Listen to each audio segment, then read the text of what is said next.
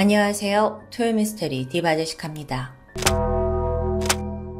2012년 12월 12일 밤 9시 30분 대만 북부의 항구 도시 지룽에 살고 있는 중년 여성 추이메이는 갑작스러운 전화 한 통을 받게 됩니다. 아들 천자푸로부터였죠. 수화기 넘어 아들이 침울한 목소리로 말해요. 엄마, 동생이 이틀째 집에 오지 않고 있어요. 잠시 가족 소개를 먼저 하자면 전화를 건 아들은 천자푸, 36살로 5남매 중 셋째 아들이었습니다. 이들 가족은 아버지가 돌아가신 후에 맏딸이 어머니와 둘째 남동생 그리고 막내 동생을 데리고 이 지룽에 함께 살고 있었어요. 그리고 셋째 아들 천자푸와 넷째 동생 천안팅만이 가족과 떨어져서 지내고 있었죠. 여동생을 데리고 살고 있는 겁니다. 이들이 살고 있는 곳은 신베이시로 지룽과는 상당히 거리가 있는데요. 그나저나 이 넷째 여동생 천안팅에게 무슨 일이라도 생긴 걸까요? 우선 천안팅은 셋째 오빠보다 1살 어린 여동생이었습니다. 어릴 때부터 집에서나 학교에서 사랑을 독차지하는 소녀였어요. 왜냐면 귀여운 외모에 또 노래와 춤을 좋아해서 어딜 가나 주목받았기 때문입니다. 오죽하면 주변에서 얘는 크면 연예인 시켜야 돼 이런 말을 자주 들었다고 합니다. 그만큼 끼가 많았던 거죠. 그런 천안팅의 삶이 바뀐 건 그녀가 18살이 되던 해였습니다. 당시 남자친구를 사귀고 있었는데 덜컥 임신을 해버린 거죠. 결국 그녀는 서둘러 혼인신고를 했고 또 연예인의 꿈도 접어야 했습니다. 그런데 또 이어진 결혼 생활이 불행의 연속이었어요. 고작 4년 만에 남편이 바람을 피면서 이혼을 하고 말았고요. 싱글맘이 돼서 살던 중 또다시 얼마 후 든든한 아버지마저 세상을 떠나고 맙니다. 워낙 혼자서 남매들과는 좀 남다른 삶을 살아서인지 이후 그녀는 가족들과 서서히 거리를 두며 살게 됩니다. 그 기간이 무려 10년이었어요. 그나마 여기서 셋째 오빠 천자푸가 여전히 살뜰하게 여동생을 챙겨줬고 끝내 오빠 집에서 함께 살게 되었죠. 하지만 여전히 여동생은 힘든 시기를 보내고 있었습니다. 극심한 우울증에 또 극단적인 시도까지 했을 정도니까요. 근데 게다가 이때요, 동생이 심각한 뇌 손상을 입고 말아요. 그래서 퇴원을 한 후에도 정상적인 생활이 어려웠죠. 동생 천안팅은 점점 더 망가져갔습니다.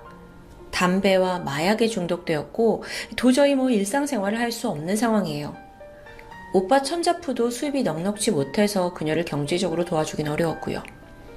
결국 그녀는 나라에서 주는 장애수당과 어머니에게서 생활비를 받아 겨우 삶을 이어가는데 그 돈이 매달 6,000위안, 하나로 110만 원 정도였습니다. 아주 넉넉하다고 볼 순 없겠죠. 그래서 천안팅은 돈이 모자랄 때마다 시장에서 버리는 채소를 구걸하기도 하고 또 이웃에게 담배를 빌리는 모습도 자주 포착됩니다. 한편 오빠는 이런 동생이 점점 부끄러워졌습니다. 그래서 이 일로 남매가 다투는 일도 잦아졌는데 사실 천자푸가 정말 싫어한 건 따로 있었죠. 최근 들어 여동생이 돈을 벌겠다면서 성매매에 빠졌던 것이었어요. 게다가 모르는 남자를 집에 데려오기까지 해요. 이런 동생의 행각을 차마 눈 감아주기 어렵죠. 그런데 이 상황에서 지금 여동생과 이틀째 연락이 두절된 겁니다. 사실 오빠는 어머니에게 이 소식을 전하면서도 으휴, 기집애 어디 남자들이랑 돌아다니고 있겠죠 라고 말했을 정도입니다. 하지만 그로부터 무려 5일간 여동생은 계속 감감무소식이었어요. 어머니는 점점 불안해지기 시작했죠. 이전에도 딸이 연락 두절된 적은 몇 번 있었지만 대부분 하루나 이틀이었거든요. 이쯤 되니 오빠 천자푸 역시 뭔가 잘못되었다고 느꼈고 결국 경찰에 동생의 실종 신고를 접수합니다. 당시 형사들은 사건을 접수하긴 했지만 시큰둥하긴 마찬가지였어요. 이미 다 큰 성인인데다가 과거에 가출 정적까지 있었기 때문에 그냥 집을 나간 거다라고 간주한 거죠. 그렇게 사건은 거의 4개월간 미궁에 빠져 있었습니다. 그러던 2013년 3월 15일 경찰서에 돌연 수상한 익명의 편지가 도착합니다. 편지에 이렇게 적혀 있었죠. 안녕하세요, 경찰 여러분. 천안팅의 시체가 자이 지역의 회관에서 200m 떨어진 정자 옆 남자 화장실에 있습니다. 장례를 잘 치러주세요. 그를 묻어줄 돈이 없어요. 감사합니다. 이게 너무 좀 소름 끼치는 내용이었어요. 근데 또 동시에 이 편지에는 수상한 점도 있었죠. 먼저 천안팅의 이름 철자가 틀립니다. 발음은 같지만 마지막 글자가 달랐어요. 게다가 그런 철자를 가진 실종자는 없었고요. 그럼 4개월 전에 실종된 바로 그 천안팅을 뜻하는 건 맞아 보여요. 또 편지 내용 속에 그를 묻어주세요에서 그라는 호칭이 어색합니다. 중국어에서는 여성을 칭할 때 그녀라고 쓰는 게 아주 기초적인 문법이에요. 근데 왜 그라고 했을까? 게다가요, 이 시신이 있다고 언급한 자이 지역은 천안팅이 살던 집에서 무려 250km나 떨어진 아주 먼 곳입니다. 수상한 건 계속되었죠. 봉투에 있는 발신인 주소를 확인했지만 그곳은 실제로 없는 주소였고요. 이쯤 되니 경찰 또한 편지의 진위 여부를 의심할 수밖에 없죠. 하지만 혹여 사실이라면요? 이들은 일단 자이 지구대에 상황을 전달했어요. 그리고 3월 15일 그 내용을 팩스로 받은 자이 경찰 소속 형사 4명이 편지에서 말한 남자 화장실에 도착합니다. 그런데 우려와 달리 평범한 화장실이더라고요. 악취도 전혀 느껴지지 않았고 깨끗하게 관리된 곳이요. 그렇게 별일 없이 수색이 끝나나 싶던 바로 그때 마지막 화장실 칸을 살펴보던 형사가 수상한 걸 발견합니다.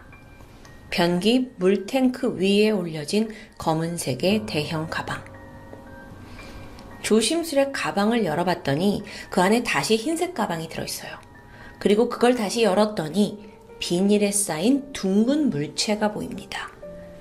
바로 옆에는 신분, 천안팅이라고 적힌 종이까지 발견되고요. 이번에는 이름의 철자가 정확한데요. 자, 이 둥근 물체, 형사들이 이걸 하나하나 이제 뜯어보기 시작합니다. 보니까 여러 겹의 비닐로 되어 있었고, 그게 둥그런 공 모양이었어요. 벗겨낼수록 하나의 비닐봉지가 아니라 다양한 비닐로 몇 겹이나 쌓여 있더라고요. 그냥 슈퍼에서 주는 비닐봉투에 투명한 비닐도 있고, 근데 또 벗기면 벗길수록 그 안에 검은색 여성 재킷으로 쌓아두기도 했고, 또 한 겹 벗기니까 여성 속옷도 나오고 여성 블라우스도 나오고. 경찰은 닥치는 대로 포장을 막 풀어봤습니다. 그리고 마지막으로 2cm 두께의 소금층까지 발견돼요. 그런데 여러분, 이렇게 덩어리를 해체하는 과정에서 악취는 점점 심해졌습니다. 분명 안에 뭔가 있는 거예요. 결국 마지막으로 소금층을 조심히 파냈는데 형사들은 인생에서 단 한 번도 보지 못한 경악할 만한 광경을 마주합니다. 뭐였냐면 쪼글쪼글하게 수분이 한 방울도 남지 않은 말 그대로 소금에 절여진 여성의 머리 부위입니다. 이게 왜 이렇게 동그랗게 공 모양이었는지 이해되시죠? 머리예요. 아니 그럼 나머지 시신은 어디 있죠? 즉각 수사팀이 출동해서 밤새도록 인근을 샅샅이 수색했지만 끝내 머리 외에 다른 부위는 찾지 못했습니다. 이번에는 머리 부위를 좀 살펴볼까요? 사체 훼손이 너무 심했어요. 미라라고 해도 될 만큼 굉장히 쪼그라들어 있었죠. 신원 확인을 위해 DNA 감정이 이루어졌고 그 결과 천안팅이라는 게 확인됩니다. 또 추가로 그 머리를 감싸고 있던 각종 겉옷, 속옷도 모두 그녀의 소지품이었고요. 그런데 여기서 그 발견된 속옷 한 부분에서 남성의 책이 발견돼요. 오빠 천자푸의 증언에 따르면 4개월 전인 지난 12월 11일 여동생이 낮에 외출을 하는 모습을 본 게 마지막이었다고 말합니다. 경찰은 그녀가 평소 성매매를 했다는 증언에 따라 그녀가 만났던 손님들을 조사하기 시작해요. 여기서 그녀의 단골 손님인 쉬유리를 참고인으로 소환합니다. 그는 피해자 천안팅이 사라지기 이틀 전인 12월 9일 그녀와 만남을 가졌다고 진술을 했는데 그러면서 당시 천안팅이 어떤 속옷을 입고 있었는지 그 색깔을 기억해냈어요. 그게 바로 시신의 머리를 감싸고 있던 바로 그 속옷입니다. 또 조사해보니까 남아있던 책도 쉬유리의 것이더라고요. 근데 이상합니다. 그가 피해자 천안팅을 만난 건 분명 실종 이틀 전이라고 말했어요. 그녀가 실종된 11일에는 결코 만나지 않았다고 부인을 했고요. 그러면 여기서 오빠와 시우리의 증언이 어긋나게 됩니다. 속옷의 상태로 봤을 때 천안팅은 누가 봐도 시우리를 만난 직후 살해된 것으로 보여요. 왜냐면 그때 입은 속옷도 입고 있고 또 거기 체액도 묻어 있으니까요. 근데 만약 그게 아니라면 천안팅은 실종되기 전 3일간 같은 속옷을 입고 있었다는 걸까요? 여기서 그녀를 잘 아는 어머니에 따르면 딸은 한겨울에도 매일 목욕을 하고 새 옷을 갈아입는 사람이었다고 말합니다. 속옷 하나를 가지고 3일에는 입을 사람이 아니라는 거예요. 경찰은 이번엔 다시 한번 오빠 천자푸를 소환해요. 동생을 마지막으로 목격한 게 언제라고요? 진술을 재차 확인하기 위함이었죠. 그리고 3월 17일 경찰은 확신했습니다. 이 사건 범인 분명 그 친오빠야. 갑자기? 여기서 경찰이 내세운 증거는 먼저 그 익명의 편지였습니다. 필적 전문가 분석에 따르면 이게 천자푸의 필체와 일치해요. 비록 당연히 익명의 편지를 보낸 거기 때문에 글씨를 이렇게 꼬부랑꼬부랑 썼지만 감추려는 흔적이죠? 그래도 전문가의 분석을 피하기는 어려웠습니다. 그런데 이거 외에도 무엇보다 천자푸의 진술이 결정적이었는데 앞뒤가 맞지 않아요. 자, 그는 동생이 사라지기 전인 12월 9일과 10일에 자기는 직장에 출근을 했다고 말했어요. 근데 근무하는 식당에 확인을 해보니까 이날 천자푸가 출근한 사실은 없더라고요. 또한 범인은 그 유기한 시신 옆에다가 천안팅이라고 분명히 이름을 제대로 써뒀죠? 이거 역시 천자푸를 의심할 만한 증거였습니다. 이게 무슨 말이냐면 사실 그 여동생 천안팅은 개명한 이름이에요. 그녀의 원래 이름은 아후이예요. 그래서 친척이나 가까운 친구들은 다 그녀를 아후이라고 불렀어요. 개명을 한 후에는 인간관계가 그렇게 좋지 않았기 때문에 이 천안팅이란 이름을 아는 사람이 많지 않습니다. 아주 소수예요. 당연히 가족들은 그 이름 알고 있고요. 경찰이 추정하는 살해 동기 또한 다시 한번 명확합니다. 오빠는 당시 식당에서 요리사로 일을 하고 있었는데 이전에 약 5년간 보험 판매원으로 일했더라고요. 그러고 보니까 지난 2011년경부터 동생 앞으로 무려 5건의 생명보험을 들었던 기록이 나옵니다. 그 중에 3개는 보험료를 연체해서 결국 소멸됐지만 2개의 보험은 여전히 유효합니다. 근데 생각해보세요. 넉넉지 않은 살림에 여동생 이름으로 보험을 5개씩이나 붙는다는 것 자체가 말이 좀 안 되죠. 그러다 결정적인 계기가 발생한 것으로 보입니다. 이게 6개월 전인 2012년 5월, 오빠가 류씨라는 여성과 결혼을 준비하고 있었어요. 그런데 결혼을 준비하다 보니 그 과정에서 많은 빚을 지게 되죠. 동시에 내가 이제 곧 결혼을 할 건데 나의 아내가 여동생의 행실을 어떻게 생각할지 이것도 큰 걱정이었습니다. 그러던 중 이번엔 동생이 성매매 손님과 통화하는 걸 엿듣게 된 거예요. 더 이상 이 수치스러운 애를 그냥 둬서는 안 되겠다고 생각한 거죠. 그는 계획을 세우기 시작합니다. 그러고 보니 성매매라는 게 아주 좋은 구실을 만들 수 있을 것 같았어요. 동생이 손님 만나러 갔다가 변태 손님에 의해 끔찍하게 살해되는 시나리오가 떠오른 거죠. 안성맞춤으로 생각됩니다. 12월 11일, 그는 성매매를 하고 돌아온 여동생을 목졸라 살해합니다. 이제 인생의 걸림돌이 사라진 거예요. 근데 시신을 어떻게 처리하죠? 그는 여동생의 머리를 잘랐습니다. 그리고 일부러 입고 있던 속옷으로 다 감쌌어요. 그래야 더 성매매 손님이 용의자로 몰릴 테니까요. 평소 그는 요리사였기 때문에 고기 덩어리를 자주 다뤘는데요. 그 덕에 시신을 수월하게 토막낸 것으로 보입니다. 아니 그러면 여기서 좀 의문이 드는데 왜 굳이 경찰서에 편지를 보낸 걸까요? 이게 오빠 입장에서는 반드시 필요한 작업이었죠. 동생이 실종이 아니라 사망으로 확인이 되어야 자기가 보험금을 탈 수 있으니까요. 만약 실종이면요, 7년을 더 기다려야만 돈을 받을 수 있어요. 근데 그 와중에 보험금은 매달 나가겠죠? 이걸 유지할 수 없던 천자푸는 위험을 감수하고 경찰에 편지를 보낸 겁니다. 그럼 나머지 시신은 어디에 있냐? 경찰은 살해 시점인 12월 9일 이후 집 근처의 모든 CCTV를 둘러보면서 시신 유기 증거를 찾기 시작했어요. 치밀한 분석을 한 끝에 정말 황당한 사실을 알아냅니다. 천자푸가 여장을 하고서 시신을 옮겼더라고요. 그것도 한 벌이 아니라 수시로 옷과 신발을 갈아입으면서 다른 사람인 척 CCTV 추적을 피한 거죠. 하지만 명백하게도요, 여자 가발 쓰고 비닐봉지 옮기는 모습이 포착되거든요. 그래서 경찰이 이거다 싶어서 그 동선 추적했고 천자푸가 버린 비닐봉지를 확보합니다. 그런데 반전이 있었죠. 허무하게도 그 비닐 안에 아무것도 없어요. 아니 이게 무슨 상황인 거죠? 설마 천자푸가 여기까지 예상했던 걸까요? 마치 자기가 시신을 유기한 것처럼 경찰을 속이려고요? 와, 이게 그렇다면 진짜 지능범인 건데요. 이렇게 수사관들이 당황해하고 있을 무렵 범인의 아내 류 씨가 중요한 증언을 하게 됩니다.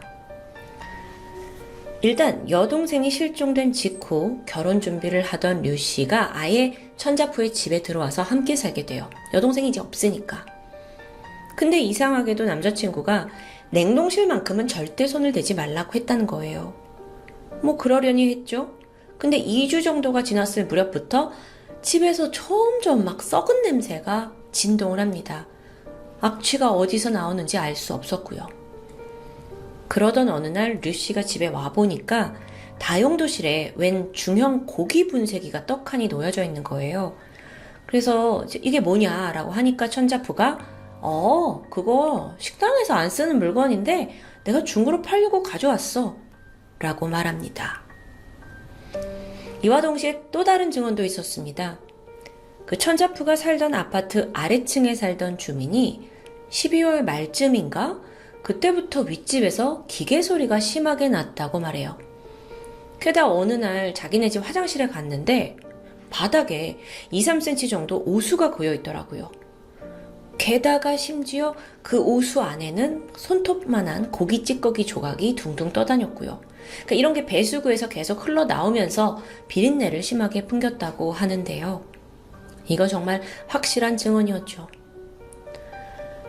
경찰은 천자푸가 시신을 토막낸 후 버린 게 아니라 아예 분쇄했을 가능성에 집중했습니다. 근데 만약 그렇다면 증거 찾기가 정말 힘들어질 수 있어요. 그래서 일단 경찰이 혈흔 탐지견을 동원해서 아파트 내부와 주변까지 샅샅이 수색했죠. 그렇게 며칠간 이어진 조사 끝에 옷장 바닥 그리고 타일의 아주 작은 틈에서 희미한 핏자국을 발견합니다. 이게 숨진 천안팀과 DNA가 일치했던 겁니다. 사실 이 사건은 동생을 살해했다는 그 사실보다는 시신을 어떻게 처리했는지 이 부분이 정말 잔혹한데요. 천자푸는 시신을 토막낸 후 우선 냉동고에 보관을 했어요. 하지만 악취가 점점 더 심해지죠. 게다가 집에는 예비 신부 류 씨도 들어왔고요. 하루라도 빨리 토막을 처리해야 했습니다. 그는 여기서 고기 분쇄기를 집에 들였고 그걸로 집에 아무도 없는 시간을 이용해 동생의 시신을 분쇄합니다. 그리고 나서 그걸 하수구로 흘려보냈죠. 조각조각 내서요. 하지만 여기서 동생의 머리만큼은 여전히 냉동고에 보관했어요. 차마 버릴 수 없어서 그랬냐고요? 아니요. 나중에 동생의 죽음을 증명하는 시신이 있어야 보험금을 탈 수 있으니까요. 다 생각이 있었던 거예요. 얼마 후 이제 냉동고에 있던 시신은 다 처리했지만 이번에는 이제 아내가 된 류 씨가 냉동고를 뒤지게 되지 않을까 이게 걱정이 됐습니다. 그리고 이쯤 되니까 하루라도 빨리 보험금을 타내고 싶어졌죠. 그래서 소금에 절여진 동생의 머리를 거주지에서 멀리 떨어진 공중 화장실에 유기하고 또 그녀가 누군지 정확히 이름이 적힌 메모지까지 남기고 옵니다.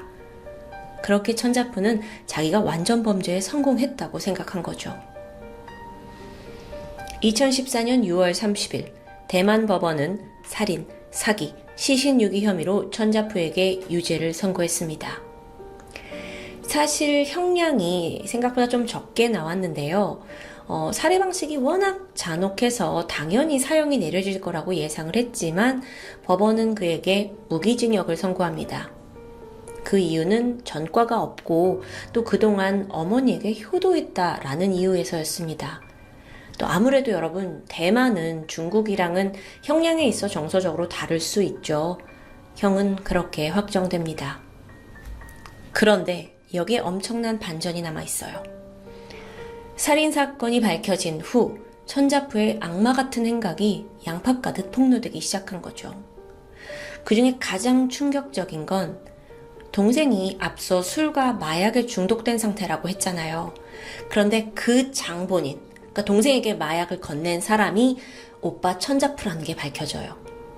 마치 동생을 자기 집에 두고 돌보는 척 했지만 사실은 몇 년 전부터 보험 준비해 놓고 하루라도 빨리 그녀를 망가지게 만들어서 죽음으로 이끌고 싶었던 거죠. 또 한 가지 소름 돋는 사실은 아내 류 씨의 증언입니다. 그녀가 천자푸와 결혼을 했는데 하자마자 남편이 자기 명의로 생명보험 2개를 가입했다고 합니다. 어쩌면 아내 류 씨 또한 다음 타겟이 되려고 했던 건 아닐까요?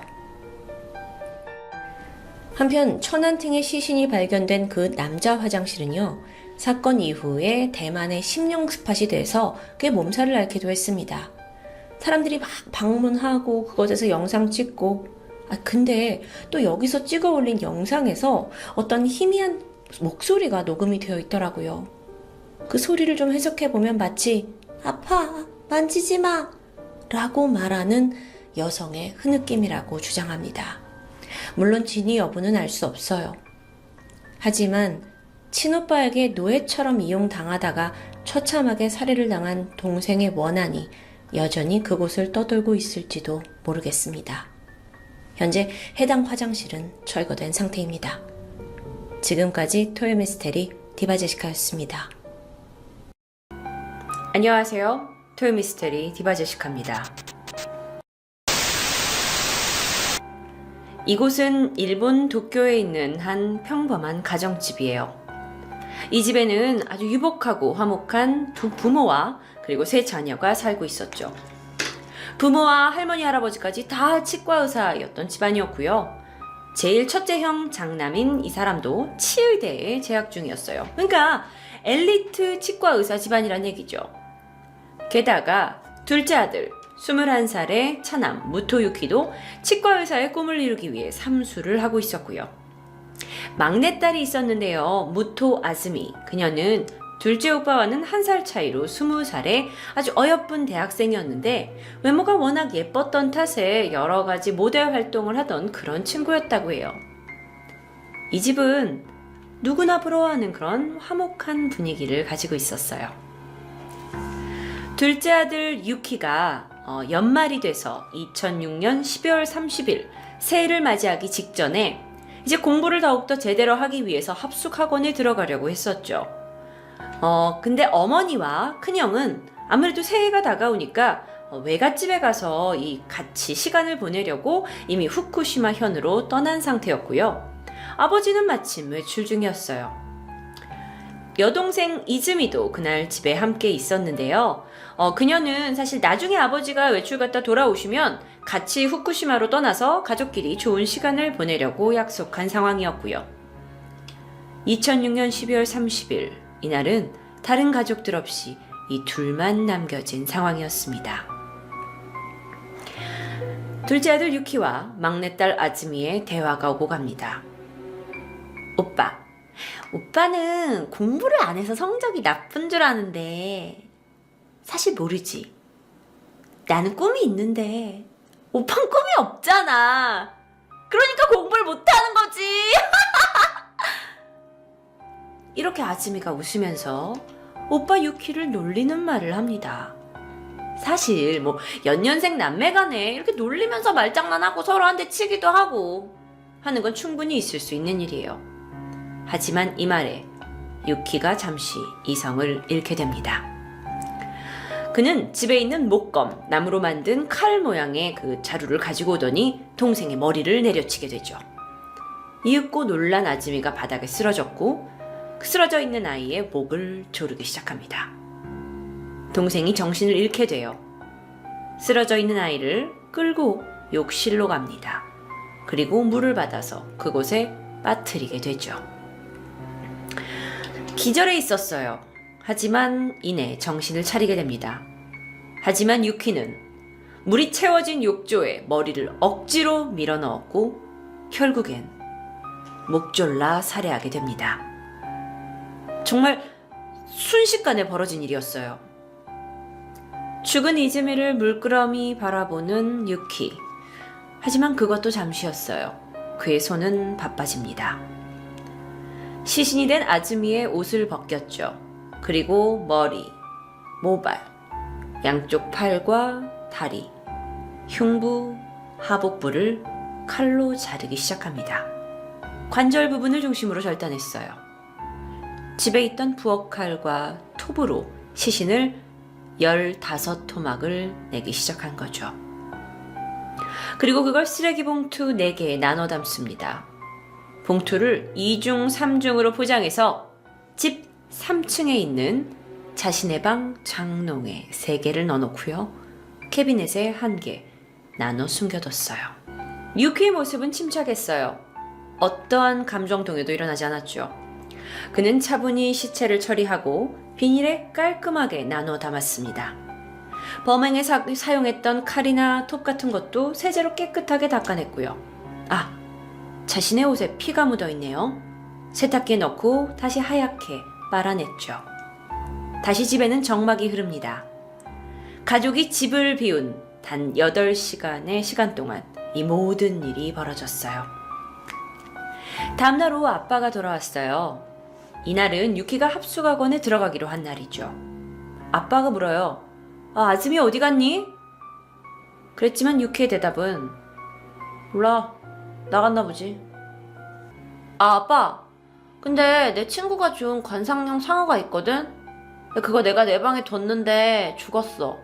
그러니까 이상한 냄새 나니까 방문 열지 마. 그는 이렇게 아빠한테 당부해놓고 합숙학원에 들어갑니다. 그런데 유키의 범행이 발각되기까진 그렇게 오랜 시간이 걸리지 않았어요. 부모는 며칠 동안 계속 집에서 이상한 냄새를 맡아요. 결국엔 코를 대고 그 냄새의 근원을 찾다가 아들 방에 들어가게 됐고 아들 방의 옷장문을 열어보게 됩니다. 그리고 충격에 빠질 수밖에 없었죠. 잘 밀봉된 비닐 안엔 사랑하는 막내딸의 시신이 토막난 채 비참히 들어있었으니까요. 아버지는 며칠 전에 그 아즈미와 유키가 심하게 싸웠던 일을 떠올립니다. 그리고 경찰에 어쩌면 범인이 내 아들 유키일지도 모릅니다. 라고 얘기하게 되죠. 1월 4일입니다. 순순히 경찰서에 유키가 동행을 했어요. 그리고 경찰이 물었죠. 유키상, 혹시 당신이 말하는 그 상어라는 게 여동생의 시체를 가리키는 겁니까? 이 질문에 유키가 말합니다. 네. 그는 도대체 어떤 사람이길래 이런 가족을 죽이는 잔혹한 일을 아무렇지 않게 할 수 있었을까요? 그는 사실 굉장히 평범한 아이였어요. 그런데 이상한 행동을 보이기 시작한 건 고등학교 때였죠. 유키는 치의대 진학을 꿈꿨지만 성적은 그렇게 좋지 않았다고 합니다. 그래서인지 학교 생활이 그렇게 모범적이진 않았던 것 같아요. 지각이 잦았고 수업 중엔 졸기 일쑤였고 게다가 또 감정적으로 흥분을 되게 잘하는 스타일이라서 종종 주변 사람을 좀 긴장시키기도 했고요. 근데 그가 정말 이상행동을 보였던 건 평소에 살인을 하는 법에 대해서 주변에 자주 이야기를 했다고 합니다. 사람 죽일 땐 이렇게 하는 거야. 또는 목을 조르는 가장 이상적인 방법은 이거야. 라는 이야기들을 했다라는 거예요. 게다가 그가 자주 읽던 책, 완전 자살 매뉴얼이라는 일본 책이 있는데요.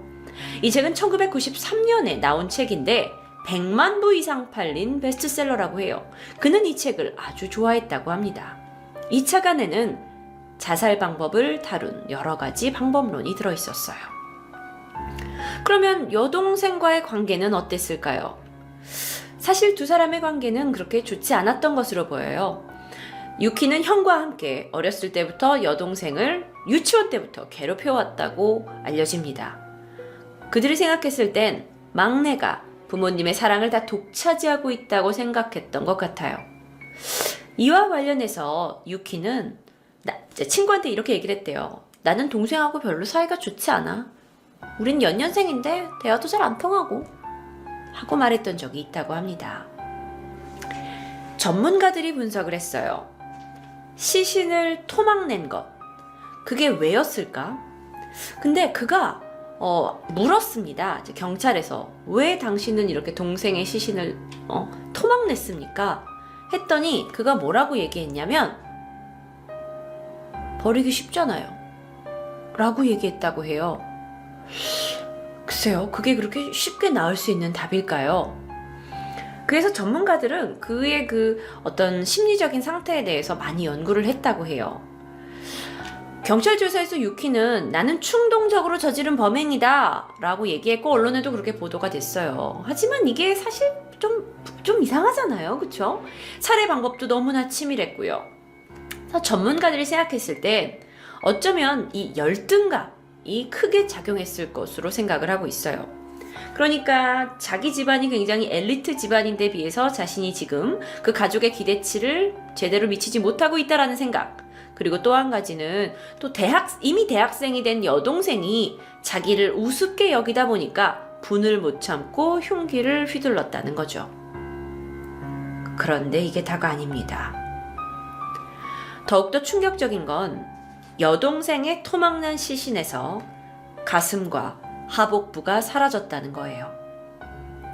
정신과 전문의는 여성의 가슴과 하복부는 성적인 행동의 상징이라고 이야기를 합니다. 그러니까 범인이 여동생과 사이가 나쁘다고 쭉 얘기를 하긴 했지만 어쩌면 그는 여동생을 동생이 아닌 여성으로 의식하고 있었던 건 아닐까라고 추측해 봅니다. 그러니까 그 안에 억눌린 어떤 성적인 감정과 공격적인 충동성이 같이 나타나게 된 거죠. 2008년 도쿄에서 열린 공판에서 유키는 징역 17년형을 받습니다. 그리고 같은 해 5월 공판에선 변호사가 이렇게 얘기를 해요. 유키가 다중인격이라고요. 그래서 그가 평소에는 유키라는 인격으로 살고 있었지만 시체를 훼손한 그 시점에서는 그는 완전히 다른 인격이 되어 있었다고 주장을 합니다. 그리고 그 증거로는 그가 사건 전부터 먹어왔던 항우울제라는 그 약을 이제 들이밀면서 이게 증거다라고 주장했어요. 의사가 이런 진단을 했는데 유키는 선천적으로 아스퍼거 증후군이 있고 그 인격 안에 숨겨진 자기도 모르는 부분이 막 폭발을 해서 이렇게 범행으로 이어진 거지. 이건 유키가 한 게 아니다라고 주장한 거죠. 그런데 이렇게 주장을 한 게 인정이 됐어요. 그래서 징역 7년으로 감형이 된 거죠.